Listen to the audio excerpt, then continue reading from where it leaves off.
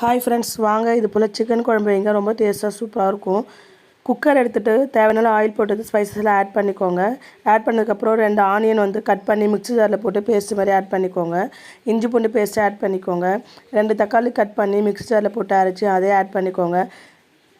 நான் 1/4 kilo chicken போட்டிருக்கேன். உங்களுக்கு தேவையான அளவு சிக்கன் போட்டுக்கோங்க. நல்லா மிக்ஸ் பண்ணி விட்டுக்கோங்க. தேவையான அளவு மஞ்சள் தூள், உப்பு, சிக்கன் குழம்பு மசாலா ஆட் பண்ணி நல்லா மிக்ஸ் பண்ணி விட்டுட்டு 1 டம்ளர் அளவுக்கு தண்ணி ஊற்றி குக்கர் மூடி போட்டுக்கோங்க. 4-5 விசில் வச்சு எடுத்துக்கோங்க.